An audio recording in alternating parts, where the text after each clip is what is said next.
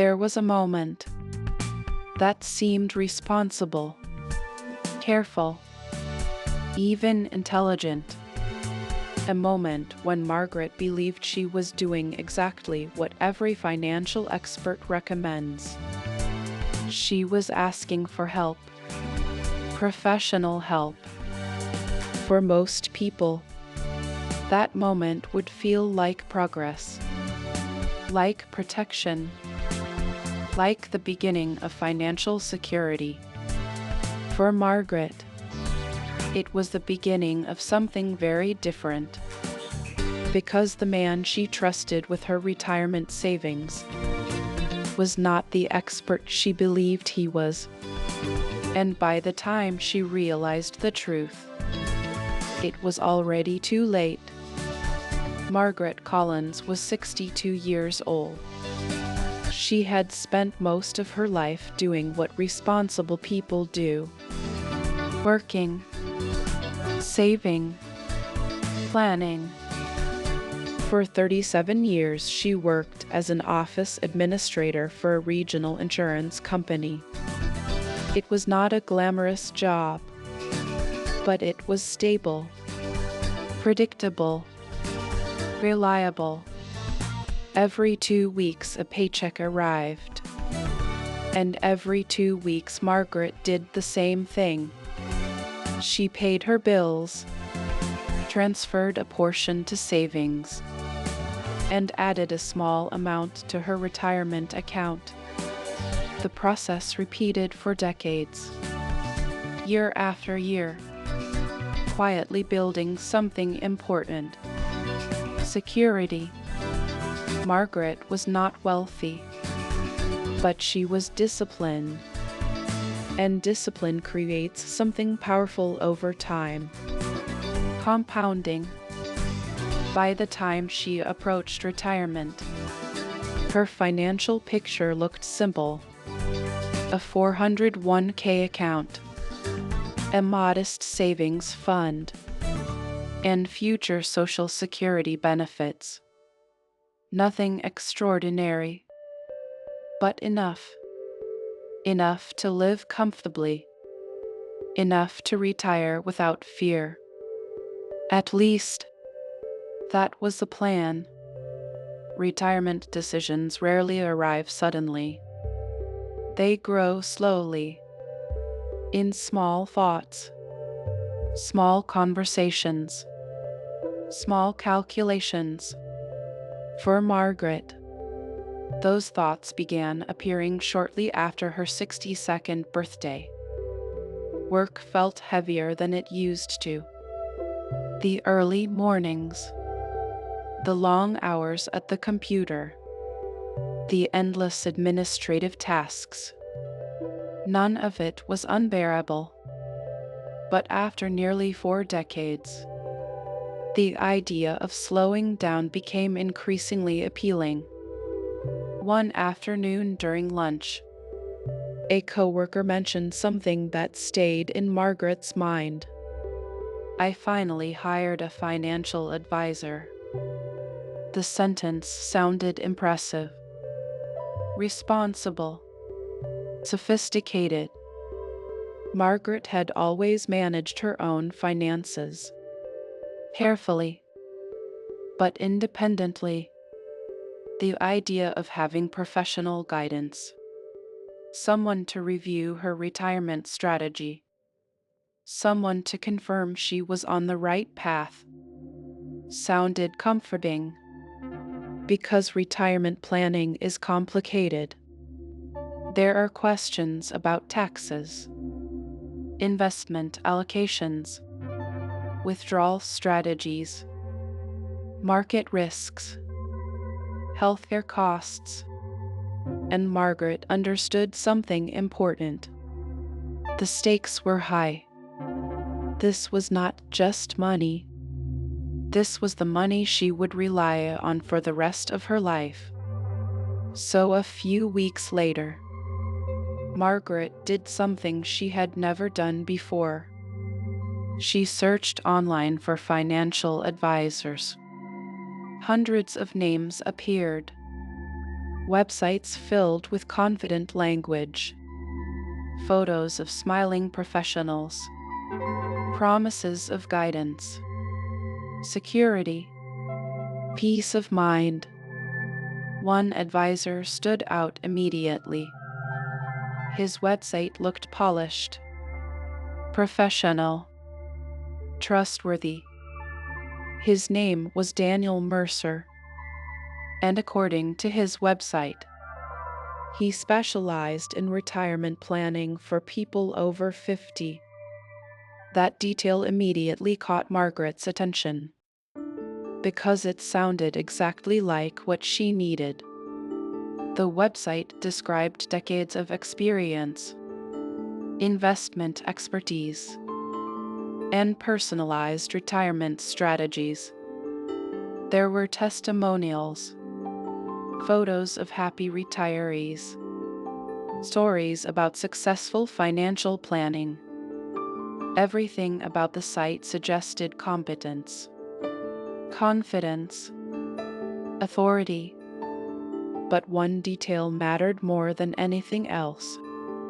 Daniel offered a free consultation. No commitment, no obligation, just a conversation about retirement planning.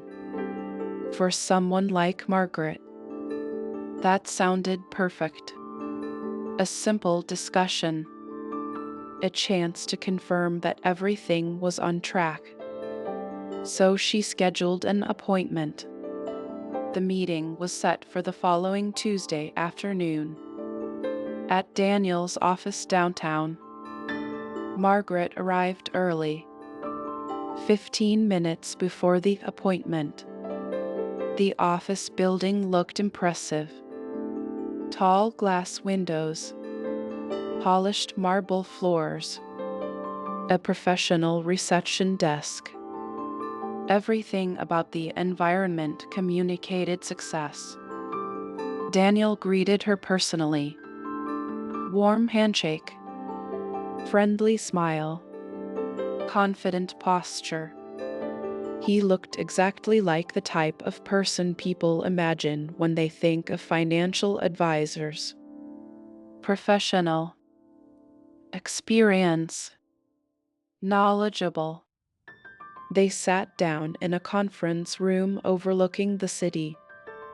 And for the next hour, Daniel listened carefully as Margaret explained her financial situation, her retirement savings, her plans, her concerns. He nodded thoughtfully, occasionally asking questions, taking notes.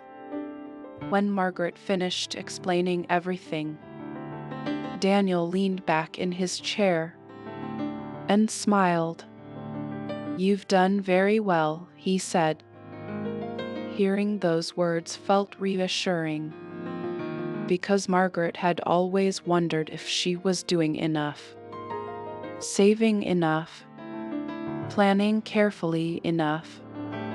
Daniel continued speaking, calmly, confidently. "You've built a solid foundation for retirement." Then he added something that sounded even better. "But I believe we can make it even stronger." That sentence was the moment everything began to change. Daniel leaned forward slightly. His tone was calm, measured, confident. "Margaret, you've done something many people never manage to do." He tapped the folder containing her financial documents. "You've built real retirement savings." Margaret felt a quiet sense of relief hearing that, because even after decades of careful planning, she still wondered if it would be enough. Daniel continued, "But there is one thing I believe we can improve." Margaret listened carefully. "Your investments are very conservative." That was true. Margaret knew it. Most of her retirement money sat in balanced mutual funds. Moderate growth, moderate risk, nothing aggressive. Daniel explained the situation slowly. Conservative investments protect money. He paused. But they don't always grow it efficiently. Margaret nodded. That made sense. Then Daniel said something that sounded both logical and appealing. With the right strategy, we can potentially increase your retirement income without taking unnecessary risks. The phrase sounded professional, thoughtful, responsible. Increase retirement income without unnecessary risk. Those words carried enormous power, especially for someone preparing to leave the workforce. Margaret asked a careful question. What kind of strategy? Daniel opened another folder. This one contained glossy documents, charts, graphs, performance summaries. These are structured income investments. Margaret studied the papers. The charts showed steady growth, consistent returns, predictable performance. Daniel explained that these investments were designed specifically for retirees. Stable, diversified, managed professionally. The language sounded reassuring. But there was another detail Daniel emphasized. These investments are not tied directly to stock market volatility. Margaret liked that idea because market crashes were one of her biggest fears. She had seen what happened during the financial crisis years earlier. Friends lost large portions of their savings. Retirement plans delayed. Lives disrupted. Daniel seemed to understand that concern. These investments focus on income generation, monthly returns, quarterly distributions, reliable cash flow. The words painted a picture of stability, exactly what Margaret wanted. But there was something else Daniel mentioned. Something subtle. Something that made the opportunity feel even more attractive. These opportunities are not always available to the general public. Margaret looked up, curious. What do you mean? Daniel smiled. Certain investment funds are offered through private advisory networks. He spoke as if sharing something exclusive, something valuable. These funds are often available only through licensed advisors. Margaret didn't fully understand how those structures worked, but the explanation sounded sophisticated, professional. Daniel continued. Many of my clients use these strategies to supplement their retirement income. Then he said something that made the proposal feel even safer. These investments focus on preserving capital while generating returns. Preserving capital. That phrase mattered. Because Margaret's biggest fear was losing what she had built. Daniel slid another chart across the table. This is the historical performance. The numbers looked steady. Year after year. 7%. Sometimes 8%. Occasionally higher. Margaret had spent decades seeing smaller returns in her retirement accounts. These numbers looked impressive, but not unbelievable. That balance made the investment feel realistic. Not too good to be true. just slightly better than what she already had. And that subtle difference is what makes many financial pitches persuasive. If something promises enormous returns, people become suspicious, but moderate improvements feel reasonable. Daniel asked another question. When do you plan to retire? Margaret hesitated. I was thinking sometime in the next year. Daniel nodded thoughtfully. That timing could work well. He explained that transitioning retirement funds into structured income investments could help stabilize Margaret's retirement plan. The idea sounded responsible, carefully managed, strategic. Then Daniel said something that Margaret would later remember very clearly. You've worked hard to build this savings. He paused. My job is to help protect it. Those words felt comforting, almost reassuring. Margaret had spent her entire life protecting her finances. And now, someone with professional expertise was offering to do the same. At the end of the meeting, Daniel made a simple suggestion. Why don't I prepare a retirement income plan for you? A detailed proposal, personalized, tailored to her financial goals. Margaret agreed. The plan would be ready the following week. And when she left the office that afternoon, she felt something she hadn't expected. Confidence. Because for the first time, retirement felt professionally guided. She wasn't making decisions alone anymore. She had an expert, someone who understood the markets, someone who understood retirement planning, someone who seemed genuinely interested in protecting her future. But there was something Margaret didn't realize yet. Trust can be one of the most valuable currencies in finance. And sometimes, it is also the most dangerous. A week later, Margaret returned to Daniel's office. This time, she felt less nervous, more confident, because the first meeting had gone well. Very well.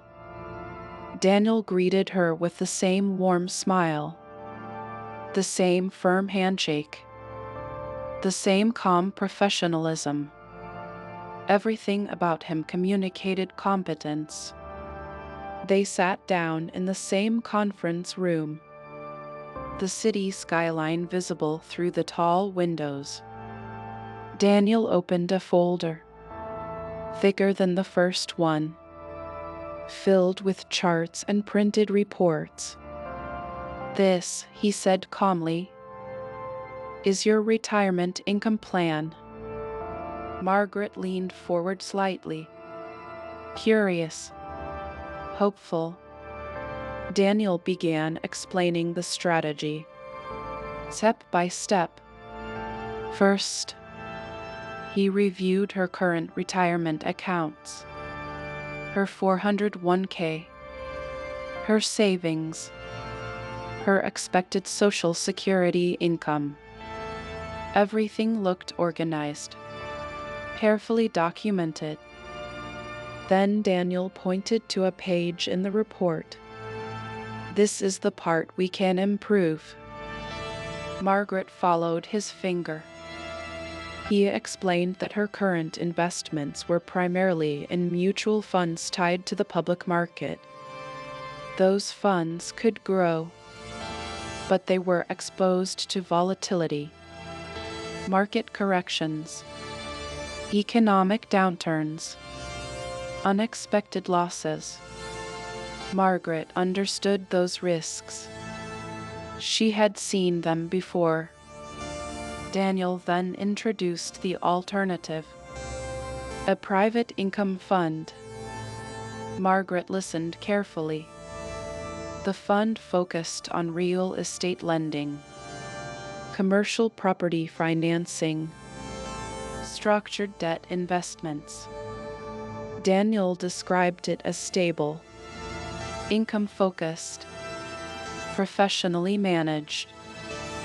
According to the materials, the fund had produced consistent annual returns between 7 and 9%. Margaret studied the numbers. The performance looked steady, predictable.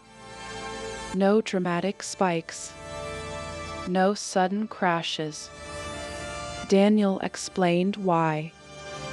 Because these investments are backed by physical assets, buildings, properties, land. That sounded reassuring. Real estate felt tangible, real, unlike stock prices on a screen. Daniel continued explaining the benefits: monthly income distributions, tax advantages, lower correlation with stock markets. All phrases that sounded intelligent, strategic, professional. Margaret asked an important question. Is it safe? Daniel didn't hesitate. No investment is completely risk-free. That answer sounded honest, balanced. Then he added something that felt reassuring. But this fund focuses on preserving capital first. Preserving capital. That phrase returned again, because Daniel understood exactly what retirees fear most: losing what they worked decades to build. Margaret turned another page in the report. Projected income, projected account balance, projected retirement timeline. The numbers looked encouraging. With the new investment strategy, Margaret could potentially increase her retirement income by nearly 30%.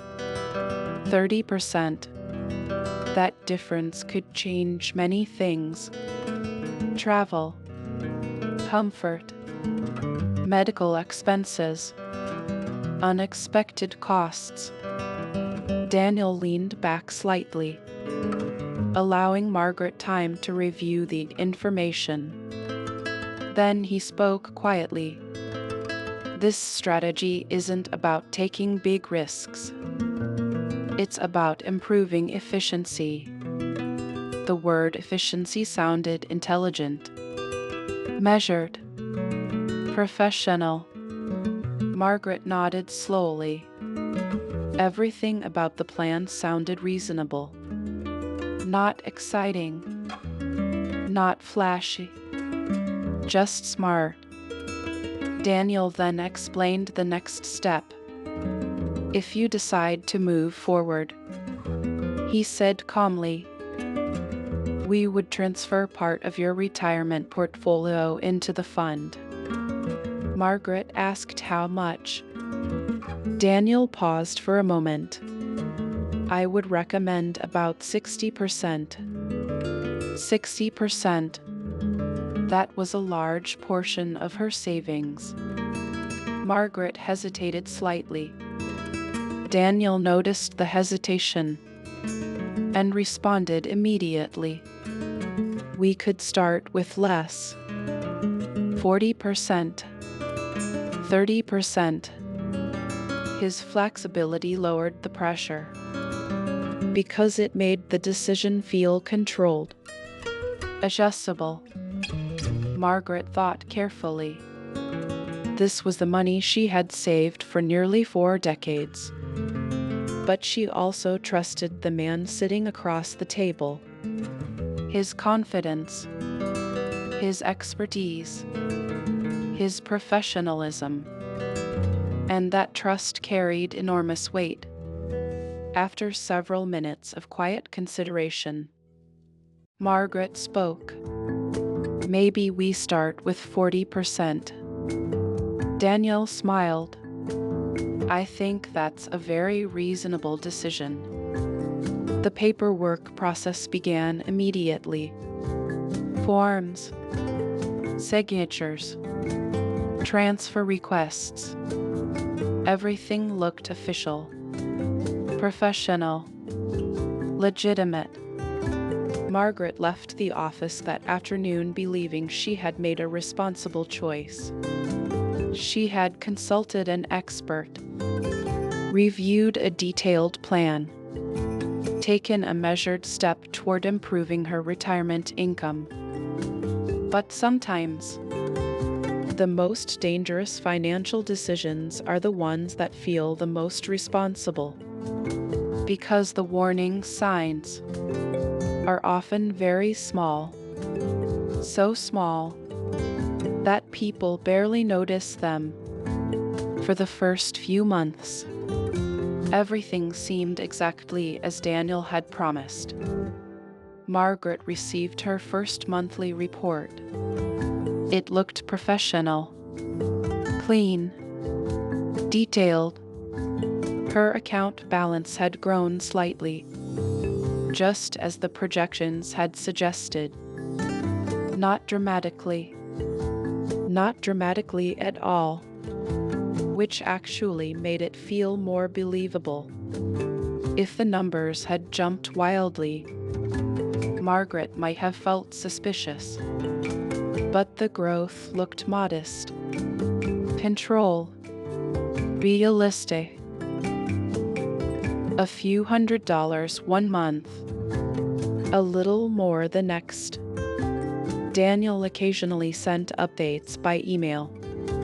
Short messages, friendly messages. Everything is performing well. The fund is producing stable income. Your retirement strategy is on track. Those updates made Margaret feel reassured, because retirement planning can be stressful, and having someone confirm that everything is going well feels comforting. A few months later, Margaret officially retired. Her final day at the insurance office was emotional. Coworkers brought cake, shared stories, told her how much they would miss her. 37 years in one job creates a lifetime of memories. But as Margaret drove home that evening, she felt something stronger than nostalgia. Relief. The long workdays were over. The early morning alarms were over. The constant emails and paperwork were over. Now her life could slow down. And thanks to Daniel's investment strategy, her retirement income looked stronger than expected. At least, that's what the reports suggested. The first year of retirement passed peacefully. Margaret traveled occasionally, visited family, spent time gardening, and every month, a new account report arrived. Each report showed stable performance, small gains, consistent returns. Exactly what Daniel had described. But sometime during the second year, a small detail began to bother Margaret. Not something dramatic, just something subtle. The reports looked almost identical each month. The same format, the same structure, the same steady numbers. At first, that consistency felt reassuring. But over time, it began to feel strange, because markets rarely move in perfectly steady lines. Some months go up, some months go down, yet Margaret's investment seemed to move in only one direction, slowly upward. Every single month. One afternoon, Margaret decided to log into the investment portal Daniel had provided. The website looked professional, clean, secure. She entered her username, her password. Her account dashboard appeared. The balance looked healthy, growing, stable. But Margaret noticed something else. There was no option to sell the investment, no option to withdraw funds, only account summaries, performance reports, and contact information. Margaret wasn't planning to withdraw money immediately, but the absence of that option felt unusual. So she decided to call Daniel. The phone rang twice before he answered. "Margaret, great to hear from you." His voice sounded exactly the same. Friendly, confident, professional. Margaret explained that she had been reviewing her account online, and she asked a simple question. If I ever needed to withdraw some money, how would that work? Daniel paused briefly. Not long, just a moment. Then he responded calmly. These investments are structured for long-term income. He explained that withdrawals were possible, but they required notice, typically 60 to 90 days. That explanation sounded reasonable.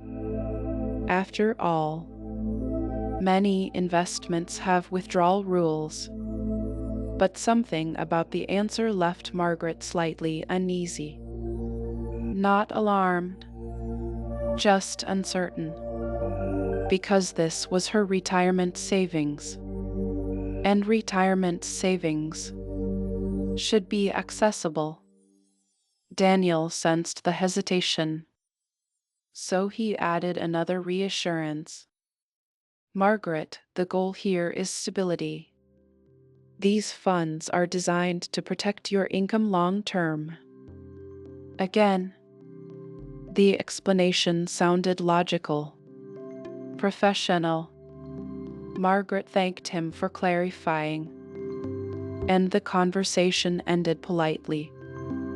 But after the call, she sat quietly for a while, thinking about something she had never considered before.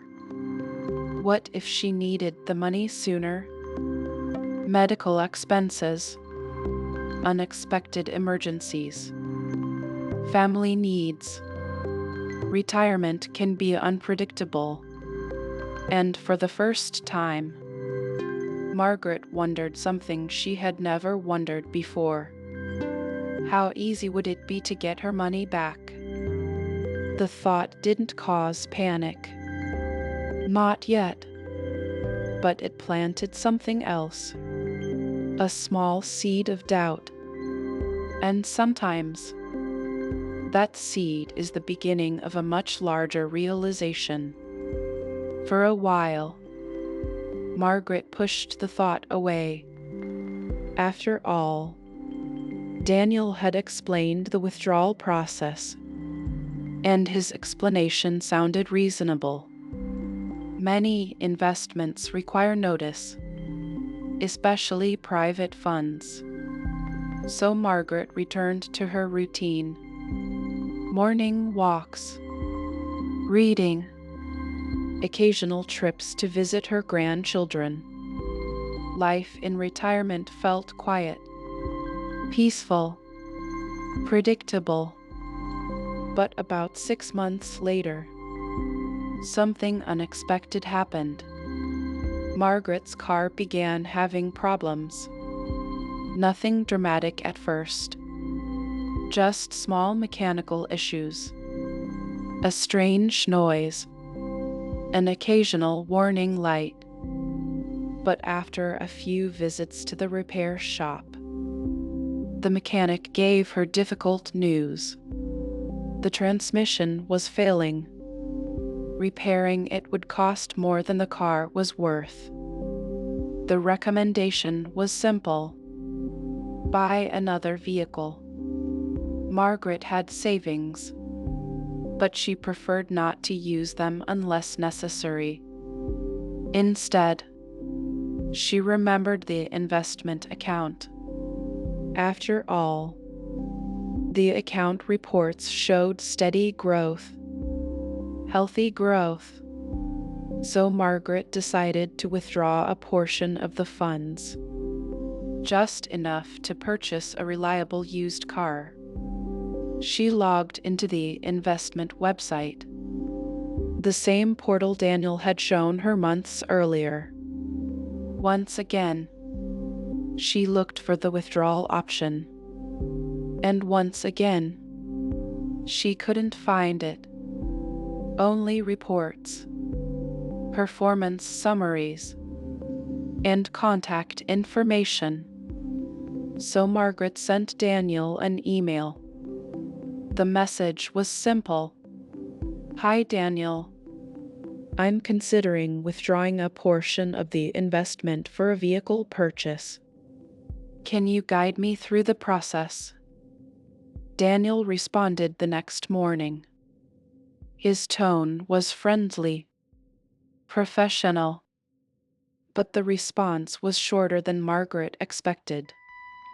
Margaret, happy to help. Let's schedule a call to discuss timing and options. Timing and options. The phrase sounded slightly more complicated than she expected, but she scheduled the call anyway. That afternoon, Daniel phoned her. His voice sounded calm, just like before. Margaret explained the situation. The car, the repair costs, the need to withdraw some funds.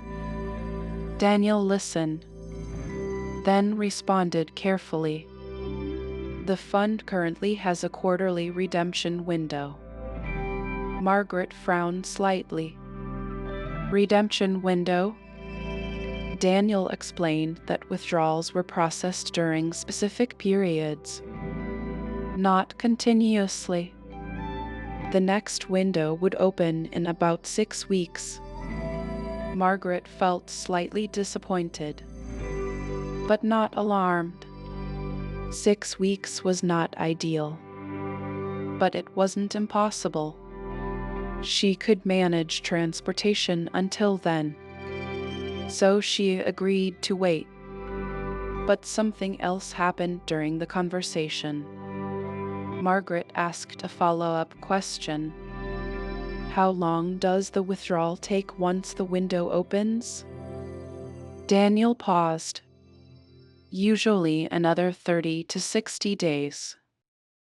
Margaret did the math silently. 6 weeks, plus another month or two. Suddenly, the process sounded much slower than expected. Nearly 3 months to withdraw her own money. Daniel reassured her. This is normal for private income funds. Again, the explanation sounded professional, reasonable, but the conversation left Margaret feeling uneasy. Not because Daniel sounded suspicious, but because the investment suddenly felt less flexible, less accessible, and retirement savings should feel accessible. That evening, Margaret decided to read through the investment documents Daniel had given her during their second meeting. The thick folder, the printed reports, the performance charts. Buried within the pages she found something she hadn't paid attention to before. A section labeled Liquidity Terms. The paragraph explained that the fund limited withdrawals to protect stability. Redemption requests were subject to availability and could be delayed under certain conditions. Margaret read the paragraph again, then again, because suddenly a new realization appeared. Her retirement savings might not be as accessible as she believed, and that realization made something else return. That small seed of doubt. Only now. It was beginning to grow. 6 weeks passed. Slowly, Margaret marked the date on her calendar. The day the redemption window would open. By then, she had already found a used car she liked. A small sedan. Reliable. Affordable. The dealership agreed to hold it for a short time, but not forever. So when the redemption window finally arrived, Margaret emailed Daniel again. Her message was polite, direct. Hi Daniel, I would like to submit a withdrawal request as we discussed. Daniel replied later that afternoon. His message was brief. Of course. I will initiate the redemption request. Margaret felt relieved. Finally, the process had begun. Daniel explained that the request would be processed by the fund administrator, and that she should expect the funds within 30 to 45 days. Again, the timeline felt slow, but Margaret reminded herself that this was a private investment. Private funds often move slower than traditional accounts. So she waited. 2 weeks passed. Then 3. Margaret checked her email regularly, but no update arrived. Finally, she decided to call Daniel. The phone rang several times before going to voicemail. That was unusual. Daniel had always answered quickly before. Margaret left a message. Hi Daniel, just checking on the withdrawal request.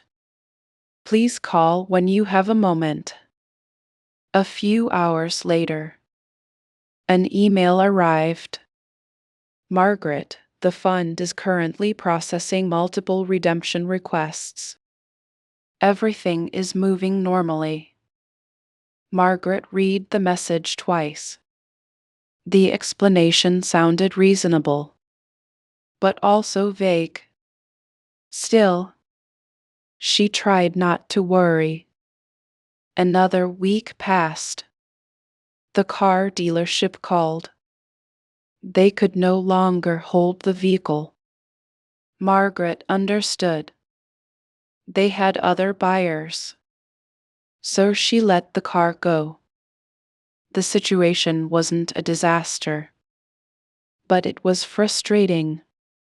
And the longer the delay continued, the more Margaret's doubts began to grow. One afternoon, she decided to search online. She typed the name of the investment fund into the search bar.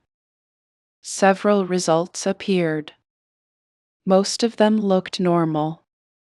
Financial articles, advisor websites, general descriptions.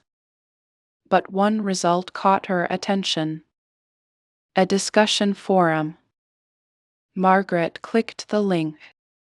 Several investors were discussing the same fund. At first, the comments seemed neutral. General questions. Investment updates. But then, she noticed something else. Some investors were complaining about withdrawal delays, complaining about communication problems. One message stood out. "I've been waiting 4 months for my redemption request."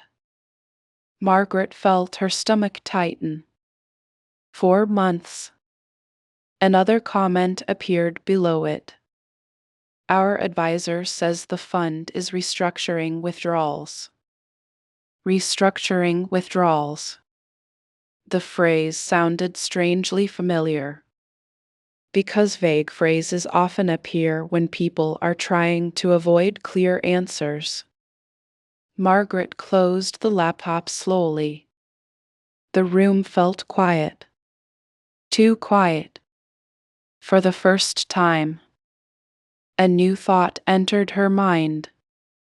What if the problem wasn't just a delay? What if the money wasn't as accessible as Daniel had promised? And what if the investment itself was not what it appeared to be? That night, Margaret didn't sleep well. The comments she had read online kept returning to her mind.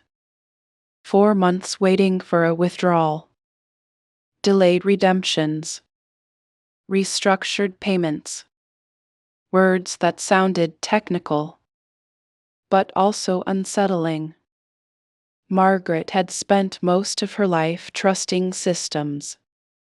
Banks, employers, financial institutions.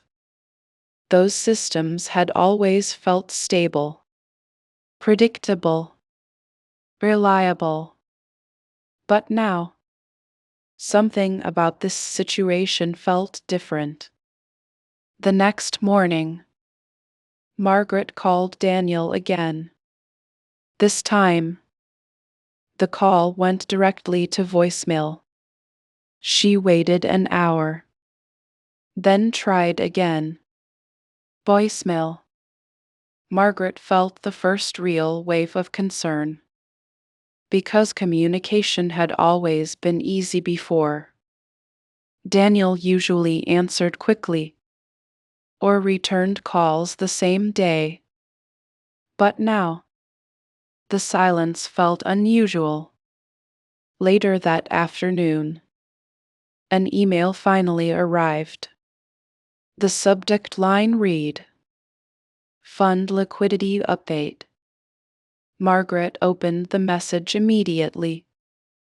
Daniel explained that the investment fund was temporarily limiting withdrawals. According to the email, the fund had experienced higher than normal redemption activity.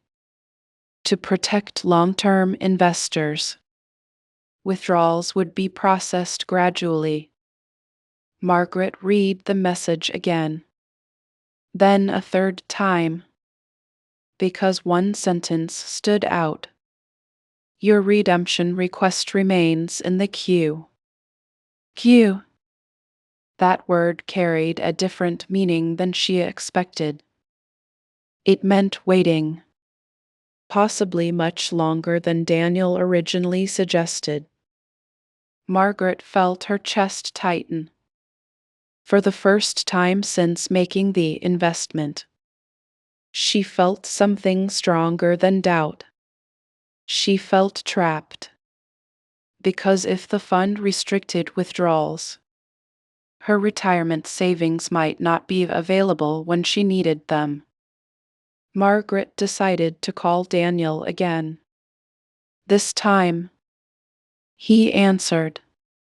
"Margaret, good to hear from you." His tone was calm, almost casual. Margaret explained that she had received the email and asked a direct question. "How long will the delay be?" Daniel paused. "It's difficult to give an exact timeline." Margaret felt a chill run through her. Because difficult to say is rarely a reassuring answer in finance. Daniel continued explaining. Private investment funds sometimes restrict withdrawals to protect investors. If too many people request their money at once, the fund must manage liquidity carefully. Liquidity, another technical word. But behind that word was a very simple reality. The fund did not have enough accessible cash to pay everyone immediately. Margaret asked another question. Was this risk explained when we invested? There was another pause. Then Daniel answered carefully. It is included in the investment documents. Margaret remembered the thick folder he had given her. The pages of charts. The performance summaries.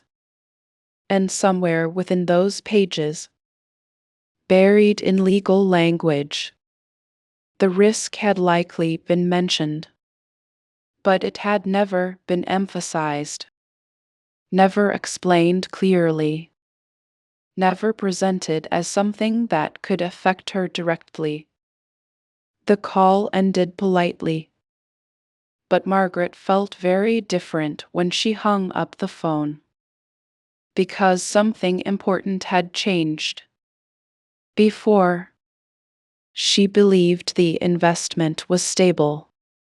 Now, she understood it was complicated. And complicated investments can hide risks that ordinary investors don't fully understand. Margaret returned to the online forum she had discovered earlier. This time, she read more carefully. Some investors were frustrated. Others sounded angry. But one comment stood out more than the rest. Many advisors pushed this fund to retirees. Margaret stared at that sentence for a long time. Because suddenly, the situation looked very different. What if this wasn't just a temporary delay? What if the investment had always carried more risk than Daniel had explained? And what if she wasn't the only retiree facing this problem? The following week, Margaret decided to do something she had never done before. She called another financial advisor. Not to move money, not to invest, just to ask questions. The advisor's name was Karen Mitchell, a fiduciary planner, someone recommended by a friend. Margaret scheduled a consultation and brought every document she had: the investment reports, the fund brochures, the agreement she signed with Daniel. Karen spent nearly an hour reviewing the paperwork. Quietly, carefully, occasionally highlighting sections with a pen. Margaret sat across the desk, watching, waiting. Finally, Karen leaned back in her chair and asked a question. Margaret, did Daniel explain the liquidity restrictions to you clearly? Margaret hesitated. He mentioned withdrawals might take some time. Karen nodded slowly. Then she turned the documents toward Margaret. This fund allows the managers to suspend withdrawals during liquidity stress. Suspend. That word sounded heavier than delay. Karen continued. Many private funds include this clause. But it becomes a serious issue when advisors recommend them to retirees. Margaret listened carefully. Karen explained something Margaret had never considered. Private funds often invest in assets that cannot be sold quickly. Real estate loans, private debt, development financing.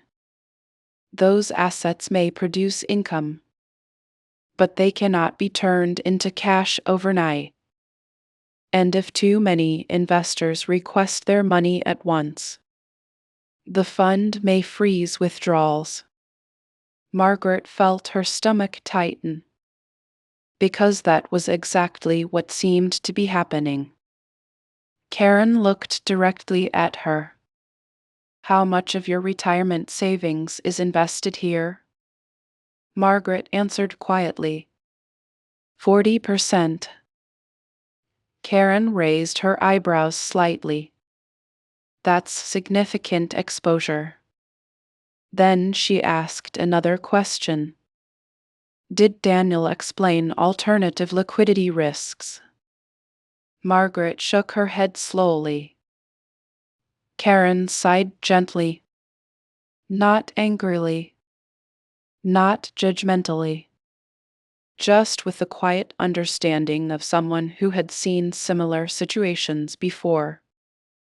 This type of investment can work for some people, Karen said, but it should usually represent only a small portion of a retirement portfolio. Margaret felt something heavy settle in her chest.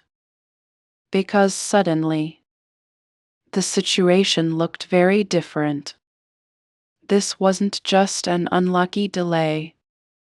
It might have been a poorly matched recommendation from the very beginning. Margaret asked the question she had been afraid to ask. Will I get my money back? Karen answered honestly. Most likely, yes. But it may take time. Months, possibly longer. Private funds sometimes release withdrawals gradually, as assets are repaid, as loans mature, as new investors enter. In other words, the timeline was uncertain. Margaret left the meeting feeling both relieved and unsettled. Relieved that the money might not be gone, but unsettled because she no longer controlled when she could access it. Over the following months, updates from the fund arrived occasionally. Withdrawals were being processed slowly, in stages. Margaret eventually received part of her money, but not all of it. The remaining balance stayed locked in the fund, still generating reports, still producing modest returns. But now, those reports felt very different, because Margaret understood something she hadn't understood before. The investment wasn't simple, and the advisor who recommended it had not fully explained the risks. Today, Margaret still lives comfortably in retirement. Her situation is stable, manageable, but the experience changed the way she thinks about financial advice. Because she learned something important, something many investors discover too late. Not every advisor is dishonest, but not every advisor is truly acting in your best interest either. And sometimes, the difference between those two things can be extremely expensive. Financial advice carries enormous influence. When an advisor speaks with confidence, people listen. When charts show steady growth, people believe. When the language sounds professional, people assume safety. But retirement money deserves something deeper than confidence. It deserves transparency, clarity, and careful explanation of every risk, especially the risks that are hidden in small print.